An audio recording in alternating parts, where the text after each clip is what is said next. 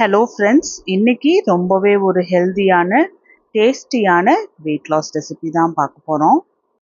இந்த ஒரே ஒரு இன்க்ரீடியண்ட் நம்ம சாப்பிட்டோம் அப்படின்னாவே நம்மளோட முடியாக இருக்கட்டும், தோலாக இருக்கட்டும், ரெண்டுமே நல்ல ஒரு ஆரோக்கியமாக இருக்கும். நம்ம மட்டும் இல்லை, வீட்டில் இருக்கிற எல்லாருக்குமே இதை செஞ்சு கொடுக்கலாம். இன்னைக்கோட ரெசிபி செய்கிறதுக்கு நான் 1 டம்ளர் கருப்புளுந்து எடுத்திருக்கேன். இதை 2லிருந்து 3 முறை நல்லா கழுவிட்டு ஒரு 4 மணி நேரம் ஊற வச்சிருக்கேன். நான் எடுத்திருக்கிறது உடைச்ச கருப்புளுந்து. உளுந்துல அதிகப்படியான fibre, protein, iron, magnesium, potassium இருக்கு.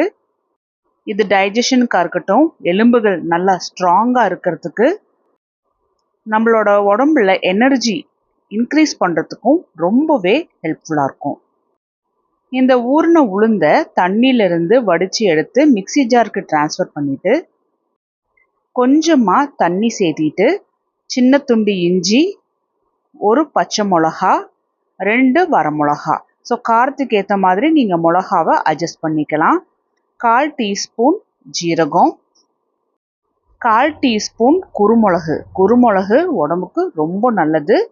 தேவையான அளவுக்கு கல்லுப்பு சேர்த்து நல்லா அரைச்சி எடுத்துகிட்டு வந்துடணும். நம்ம சேர்த்திருந்தா அந்த கொஞ்சம் தண்ணி மட்டும்தான், அதுக்கப்புறம் தண்ணி சேர்த்தக்கூடாது. இந்த பக்குவத்துக்கு அரைச்சி எடுத்துகிட்டு வாங்க. அதாவது ஒழுகாமல் இருக்கணும், எடுத்து போடும்போது கீழே உழுகணும், அந்த பதத்துக்கு எடுத்துகிட்டு வந்துடலாம். இதில் ஒரு நார்மல் சைஸ் வெங்காயத்தை சின்ன சின்னதாக கட் பண்ணி போட்டுக்கலாம். சின்ன சின்னதாக கட் பண்ணின கருவேப்பிலை, கொத்தமல்லி, இது எல்லாத்தையுமே உளுந்தோட சேர்த்தி நல்லா முழுமையாக கலந்துட்டுக்கணும். நம்ம உணவில் உளுந்து சேர்த்திட்டு வரும்போது எலும்புகள் வலுப்பெறும், மூட்டு வலி, கை கால் வலி வராது. இதுக்காக நல்ல ஒரு டேஸ்டியான தேங்காய் சட்னி ரெடி பண்ணிடலாம். நான் சேர்த்துன இன்க்ரீடியன்ஸ் எல்லாம் போட்டு தேங்காய் சட்னி செஞ்சு பாருங்கள், அற்புதமாக இருக்கும். இதுக்காக 2 துண்டு தேங்காவை நான் சின்ன சின்னதாக கட் பண்ணி சேர்த்திருக்கேன். 1 துண்டு இஞ்சி, 1 துண்டு பூண்டு, 1/4 டீஸ்பூன் ஜீரகம், தேவையான அளவுக்கு கல்லுப்பு, காரம் தேவையான அளவுக்கு பச்சை மிளகா, நான் 2 பச்சை மிளகா சேர்த்திருக்கேன். கொஞ்சமாக கருவேப்பிலை, 1/4 கப் பொட்டுக்கடலை. ஆரம்பத்தில் இதை நல்லா நைஸாக அரைச்சிட்டு அதுக்கப்புறமா தண்ணி சேர்த்தி நல்லா அரைச்சி எடுத்துகிட்டு வந்துடலாம். மிக்ஸி ஜாரில் ஒரு 1/4 டம்ளர் அளவுக்கு மட்டும் தண்ணி சேர்த்து அதையுமே சட்னியில் ஊற்றி நல்லா கலந்து விட்டுடலாம். நான் இன்னைக்கு தாளிக்கலை, உங்களுக்கு விருப்பப்பட்டால் நீங்கள் தாளிச்சுக்கலாம்.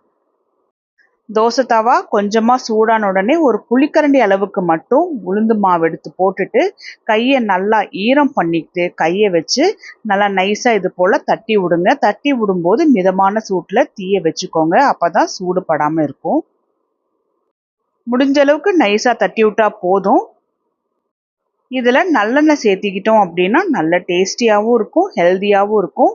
1/4 டீஸ்பூன் எண்ணெய் மட்டும் நல்லா சுற்றி வர ஊற்றி விட்டுட்டு ஒரு பக்கம் வெந்ததுக்கு அப்புறமா இன்னொரு பக்கம் திருப்பி போட்டு கரண்டி வச்சு இது போல் கொஞ்சம் அழுத்தம் கொடுத்துட்டோம் அப்படின்னா இன்னொரு பக்கம் கொஞ்சம் தொன்னமாக இருந்தாலுமே நல்லா சாஃப்டாக அமுங்கிடும்.